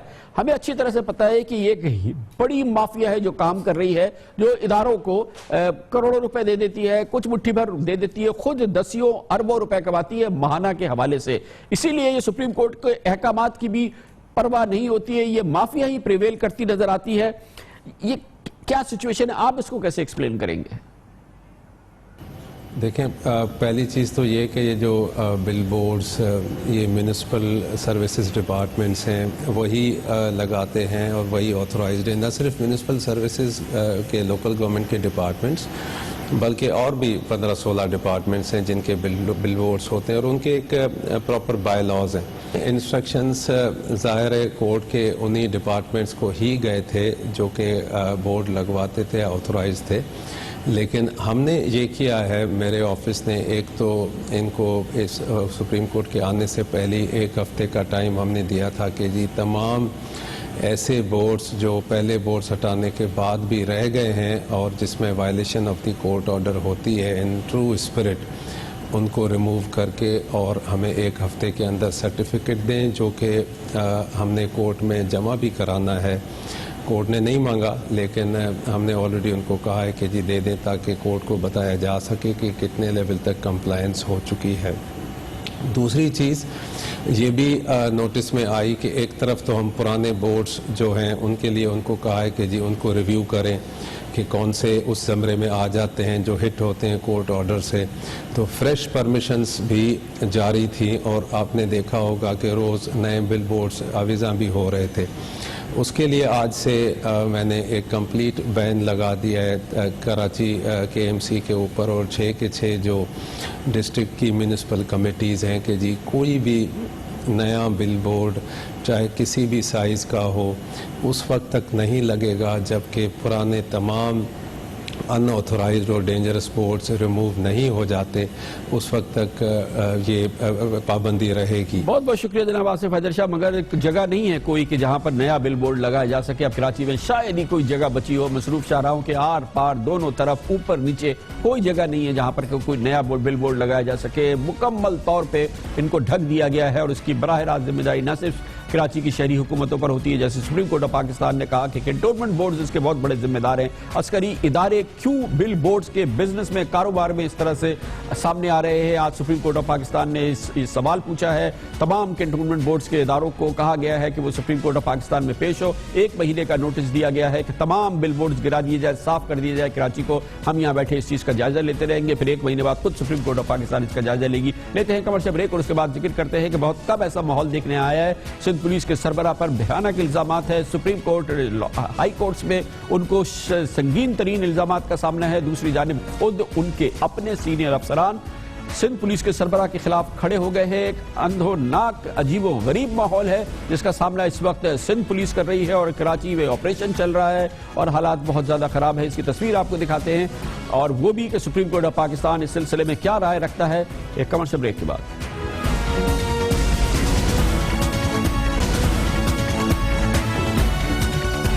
ناقابل یقین، غیر معمولی نہیں بلکہ خطرناک صورتحال ہے اس وقت سندھ پولیس میں، جس کے اعلیٰ افسران اب دو حصوں میں بٹ کر رہ گئے ہیں. ایک جانب سندھ کے inspector general police Ghulam Haider جمالی ہے جو کہ کرپشن، نااہلی اور اختیارات سے تجاوز کے الزام میں سپریم کورٹ آف پاکستان میں 12 مقدمات اور سندھ ہائی کورٹ میں 25 مقدمات کے الزامات میں براہ راست فریق ہیں. جی ہاں، 12 سپریم کورٹ میں، 25 سندھ ہائی کورٹ میں مقدمات ہیں سندھ پولیس کے سربراہ جناب غلام حیدر جمالی کے حوالے سے. ایک جانب غلام حیدر جمالی سندھ پولیس کے سربراہ ہیں، دوسری جانب نسبتاً اچھی شہرت کے حامل اعلیٰ پولیس افسران ہیں جن میں additional I G Sanaullah Basi, additional I G A D Khawaja, D I G Sultan Khawaja, D I G Amir Sheikh, D I G Munir Sheikh, D I جی عبدالخالق شیخ ہیں. اور یہ کھل کے ایک دوسرے کے سامنے دو گروہ کھڑے ہو چکے ہیں. اس وقت سچویشن یہ ہے، ذرا یہ کہتے ہیں کہ یہ تمام اعلیٰ پولیس افسران آئی جی سندھ کے غیر قانونی اور خلاف ضابطہ احکامات کو نہ مان رہے ہیں، نہ ہی ان کو سننے کے لیے تیار ہیں. پچھلے سال 22 دسمبر کو سندھ ہائی کورٹ نے آئی جی غلام حیدر جمالی پر توہین عدالت کی فرد جرم عائد کی تھی. سندھ ہائی کورٹ اور سپریم کورٹ ان کی 5 مرتبہ تحریری معافیاں مسترد کر چکی ہے. 5 بار سندھ پولیس کے سربراہ معافی مانگ چکے ہیں سپریم کورٹ اور ہائی کورٹ سے اور مسترد ہو چکی ہیں. دلچسپ بات یہ ہے کہ اعلیٰ عدلیہ نے آئی جی سندھ کے خلاف کرپشن کیسز کی تحقیقات کی ذمہ داری انہی کے ماتحت جو افسران ہیں جن کے نام ہم نے آپ کو سنائے ہیں ان کو سونپ دی ہے. یعنی کہ آئی جی کی جو تحقیقات ہے وہ اس کے ماتحت افسران کر رہے ہیں اور وہ اس کا حکم سپریم کورٹ آف پاکستان نے دیا تھا.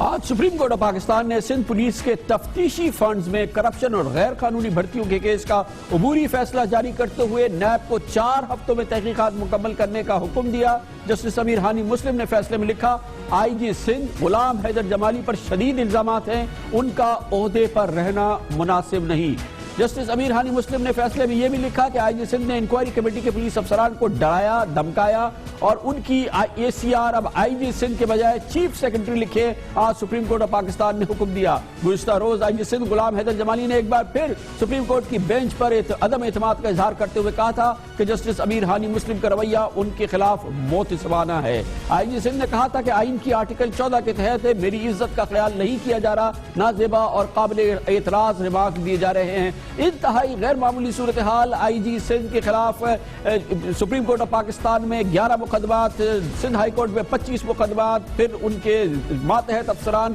ان کے خلاف ثبوت فراہم کر رہے ہیں. سپریم کورٹ آف پاکستان کہتی ہے کہ ان کا اس عہدے پہ رہنا مناسب نہیں ہے اور یہ ہے صوبہ سندھ. آج سپریم کورٹ آف پاکستان میں آئی جی سندھ نے مزید کہا کہ ان کی انکوائری کمیٹی کے اراکین خود ان کی بھرتیوں میں ملوث ہے اور جسٹس امیر ہانی مسلم انکوائری کرنے والی کمیٹی سے رابطے میں ہے. جسٹس امیر ہانی مسلم نے ریمارک دیے کہ میرٹ پر کیس چلا رہے ہیں، اگر میرے رویے فیصلے سے اختلاف ہے تو نظر ثانی کی درخواست دیں. آئی جی سندھ نے انکوائری کمیٹی کے ممبران یعنی additional I G Sanaullah باسی، ڈی آئی جی سلطان خواجہ اور دیگر کو برادر یوسف قرار دیا. سپریم کورٹ کراچی رجسٹری میں کل additional I G Sanaullah باسی نے سندھ پولیس میں بھرتیوں اور تفتیش کے فنڈ میں کروڑوں روپے کی کرپشن کی انکوائری کی رپورٹ بھی جمع کرائی. وزیر اعلیٰ سندھ سید قائم علی شاہ نے پولیس میں 9000 غیر قانونی بھرتیوں پر آج یعنی کہ ایک طویل عرصے کے بعد اچانک چیف سیکرٹری کو انکوائری کا حکم دیا. وزیر اعلیٰ سندھ نے چیف سیکرٹری سے جواب طلب کیا کہ غیر قانونی بھرتیاں کیسے اور کیوں ہوئی اور یہ کس کی غلطی ہے. یہ کہنا پڑا وزیر اعلیٰ سندھ سید قائم علی شاہ کو جب کہ کئی سالوں سے اس بات کی دھوم ہو رہی ہے کہ کس طریقے سے پولیس میں بھرتیاں ہو رہی ہیں, کس انداز سے میرٹ کی خلاف ورزی ہو رہی ہے. اب سپریم کورٹ کا حکم آیا تو اس کے ساتھ آیا وزیر اعلیٰ سید قائم علی شاہ کا حکم, مگر صورتحال ناقابل قبول ہے. اور یہ ہے سندھ پولیس کا احوال, اور آئی جی پر الزامات نہ صرف اعلیٰ عدلیہ میں بلکہ ان کے ماتحت بھی ان کے خلاف انکوائری کر رہے ہیں اور ثبوت پیش کر رہے ہیں. اس پوری صورتحال پہ نظر رکھے ہوئے ہیں ہمارے بیورو چیف جناب ریحان ہاشمی. بہت بہت شکریہ ریحان ہاشمی صاحب. کتنی سنگین صورتحال ہے اور یہ کیا انکوائری رپورٹ ہے جو کہ سپریم کورٹ نے حکم دی ہے آئی جی کے خلاف اور خود ان کے ماتحت ایڈیشنل آئی جی نے وہ انکوائری کی ہے؟ دیکھیں, ثناء اللہ عباسی اور اے ڈی خواجہ نے 2 رپورٹیں جمع کرائی تھی. اس میں تھا ایک فنڈز کا, جو انویسٹیگیشن کو جو فنڈ جاری ہوتے ہیں اس میں حیران کن حقائق سامنے آئے. حالانکہ وہ رپورٹ نہ آئی جی سندھ کو جو ہمیں اطلاعات ملی ہیں اس کے مطابق 32 کروڑ روپے 3 ماہ میں نکالے گئے, اور تمام کے تمام رقم کیش کی صورت میں ایسا لگتا ہے جلدی میں دی گئی, اور رقم کہاں گئی اس کا کوئی حساب کتاب نہیں ہے. صرف وہ تمام رقم کسی بھی سرکاری محکمے میں حیران کن طور پر جو رقم تھی وہ کبھی بھی سوائے سیکریٹ فنڈ کے کوئی رقم کیش نہیں جا سکتی, اور یہ تمام رقم کیش دی گئی. جبکہ دوسری جو 32 کروڑ روپے کیش نکالے ہیں آئی جی کے حکم سے, جی بالکل نکالے گئے, اور وہ مختلف کراچی سمیت اندرون سندھ جو ایس پیز ہیں, جو ڈی پی اوز ہیں, ایس ایس پیز ہیں, ان کو فراہم کی گئی. قانون یہ کہتا ہے جو بھی سرکاری رقم ہوتی ہے وہ چیک کے ذریعے دی جاتی ہے. دوسری جو رپورٹ ہے وہ ہے بھرتیوں سے متعلق. اس میں سب سے حیران کن بات یہ سامنے آئی ہے کہ 400 لوگ ایسے بھرتی گئے ہیں جن کے جب ان کے قد ناپا گیا, ان کا سینہ ناپا گیا, تو تمام کے تمام قد اور سینہ ایک جیسا تھا, جو ممکن ہی نہیں ہے کہ 400 لیکن اللہ کی قوت کر سکتی ہے. 400 آدمیوں کا ایک ساتھ ایک جیسا قد ایک جیسا سینہ ہو سکتا ہے, اس میں کیا ہے؟ پولیس میں بھی بھرتی ہو گئے ایک ساتھ, اس میں کیا ہے؟ یہ ایسا کر لے, ایسا نہیں ہے تو ایسا ممکن نہیں ہے. وہ چیک کیا لوگوں کا, ایسا ممکن نہیں ہے. پولیس افسران کہتے ہیں کیا کلوننگ کے ذریعے تمام 400 افراد کو بھرتی کیا گیا, اور اس کے ساتھ ساتھ ایک ایسا اکاؤنٹ پکڑا گیا جو آئی جی مبینہ طور پر آئی جی سندھ کے گن مین تھے غلام اکبر. انہوں نے بیان دیا انکوائری کمیٹی کو کہ میرا اکاؤنٹ نہیں ہے, میرے نام کے شناختی کارڈ استعمال ہوا ہے, اس میں 7 کروڑ روپے جمع کرائے گئے. یہ جو آج آرڈر کیا ہے اس میں سپریم کورٹ نے جو ہم نے پڑھا ہے اس میں یہ بھی کہا گیا ہے کہ اسٹیبلشمنٹ سیکرٹری اور چیف سیکرٹری جو آئی جی سمیت تمام افسران کے خلاف انکوائری کرے اور انیشیٹ کرے, کیونکہ یہ تمام کے تمام کے خلاف تمام ثبوت موجود ہیں کرپشن کے. آپ دیکھ رہے ہیں کہ وفاقی حکومت میں کیا کردار ادا کرتی ہے. بہت بہت شکریہ جناب ریحان ہاشمی ہمارے ساتھ ہے. پولیس کے سربراہ آئی جی کے خلاف تحقیقات ہو رہی ہے, اس کے ایڈیشنل آئی جیز کر رہے ہیں. وہ کہہ رہے ہیں کہ کروڑوں روپے کی خودبد ہوئی ہے اور سینکڑوں لوگوں کو بلا ضابطہ بھرتی کر لیا گیا ہے. سپریم کورٹ آف پاکستان کے احکامات ہیں, اور یہ صوبہ سندھ کی جو مجموعی صورتحال ہم آپ کو دکھاتے رہتے ہیں, یہ اس کے محکمہ پولیس کی صورتحال ہے. اس پر اگر rangers supreme court of Pakistan سے, حکومت سندھ اور سندھ پولیس کے حوالے سے اپنے عدم اعتماد کا اظہار کرے نہ تو کیا کرے, چارج شیٹ دے نہ دے تو کیا کرے. خبر سے بریک اور اس کے بعد ذکر کریں گے پاکستان کے ٹیکس کے محکمے کے مسائل. پاکستان میں ٹیکس دینے والے نہیں ہیں. اب سامنے آئی ہے بات کہ چند ہزار, مٹھی بھر ہزار ڈاکٹر اور وکلا ہیں پورے پاکستان میں جو ٹیکس دیتے ہیں یا ٹیکس فائلرز ہیں. بہت ہی سیریس سچویشن کی یہ عکاسی ہے, اس کے بارے میں آپ کو بتائیں گے کمرشل بریک کے بعد.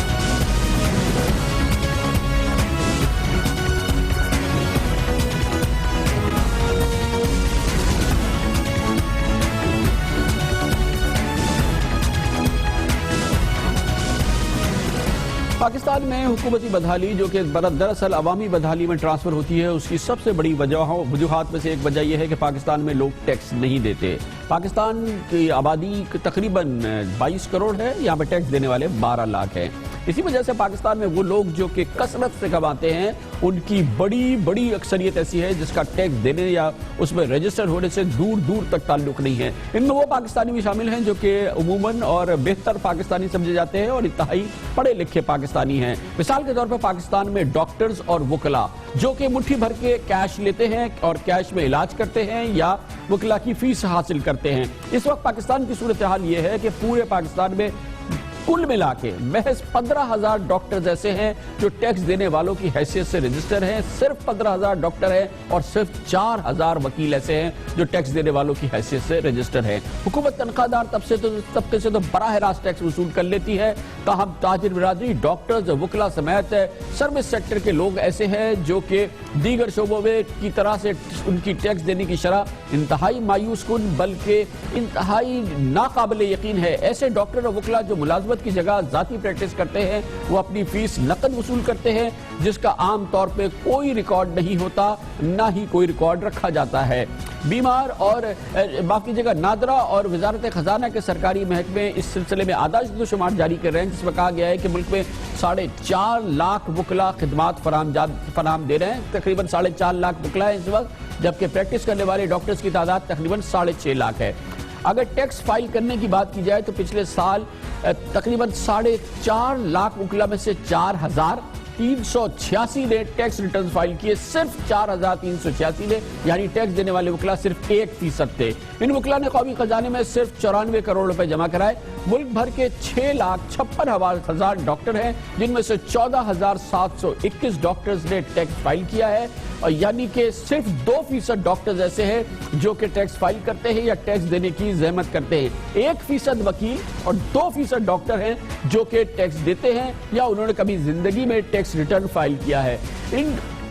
اس طرح سے قومی خزانے میں 1,90 کروڑ روپے محض جمع ہوتے ہیں اس پورے سیکٹر سے، جس کے لاکھوں لوگ ہیں، اور ہر پاکستانی جانتا ہے کہ وہ ڈاکٹرز کو کیا فیس دے رہے ہوتے ہیں اور وکیلوں کو کیا فیس دیتے ہیں۔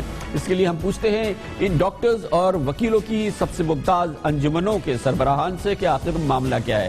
اس کے لیے ہمیں جوائن کیا ہے جناب خالد جاوید، جو کہ پریزیڈنٹ ہیں سندھ ہائی کورٹ بار ایسوسی ایشن کے، اور جناب ڈاکٹر شوکت ملک، جو کہ صدر ہیں پاکستان میڈیکل ایسوسی ایشن کے۔ بہت بہت شکریہ ڈاکٹر صاحب، اور بہت بہت شکریہ خالد جاوید صاحب۔ ڈاکٹر صاحب، آپ بتائیے گا کہ لگ بھگ اس وقت کل ملا کے 6.5 لاکھ ڈاکٹرز ہیں جو کہ پریکٹس کر رہے ہیں، صرف 2% ہیں ان میں سے جو کہ ٹیکس ریٹرن فائل کرتے ہیں یا ٹیکس دیتے ہیں۔ یہ تو سچویشن آپ کو کیسے ایکسپلین کریں گے اس کو؟ دیکھیے، میں پہلے تو تھوڑی سی فگر صحیح کر دوں۔ جہاں تک 6.5 لاکھ کا تعلق ہے تو 6.5 لاکھ ڈاکٹرز نہیں ہیں۔ تقریباً پی ایم ڈی سی کے ذرائع کے مطابق ڈاکٹرز 2 لاکھ کے قریب ہیں، اور باقی جو 4.5 لاکھ ہیں وہ کویکس ہیں، جو کہ ڈاکٹرز نہیں ہیں، مستند ڈاکٹر نہیں ہیں۔ اور ان 2 لاکھ ڈاکٹرز میں سے ایک بڑی تعداد پاکستان سے باہر ہے، دوسرے ملکوں میں خدمت انجام دے رہی ہے، لیکن وہ ہمارے یہاں رجسٹرڈ ہیں پی ایم ڈی سی میں۔ پھر ایک بہت بڑی تعداد، آپ کو پتہ ہے کہ آج کل جو میڈیکل کالجز میں تقریباً 80% خواتین ہوتی ہیں اور 20% میلز ہوتے ہیں، تو خواتین کی ایک بڑی تعداد ڈاکٹر بننے کے بعد اگرچہ وہ رجسٹرڈ ہیں پی ایم ڈی سی کے ساتھ، لیکن ان میں ایک بڑی تعداد جو ہے وہ پریکٹس نہیں کرتی۔ جتنے ڈاکٹرز ہاسپٹل کے اندر پریکٹس کرتے ہیں ان کا تو بہت آسان ہے، اسے کہ ان کو ہاسپٹل کی طرف سے ہی پیمنٹ ملتی ہے، اور وہ امون چیک کی صورت میں ملتی ہے، اور جو جاب کرتے ہیں وہ ان کی ڈائریکٹلی سیلری بینکوں کے اندر جاتی ہے، تو وہ ان میں کوئی مسئلہ ہی نہیں ہے۔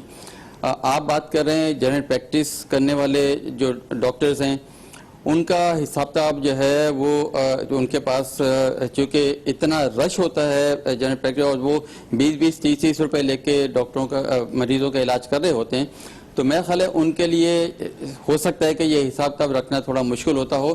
اس کے لیے انکم ٹیکس والوں کو کوئی نہ کوئی بیٹھ کے بات کرنی پڑے گی، وہ آئیں ہمارے پاس بیٹھیں، ہم سے ڈسکس کریں، تاکہ ہم اس میں کوئی لائحہ عمل طے کر سکیں اور اس کو پھر ہم پروموٹ کر سکیں۔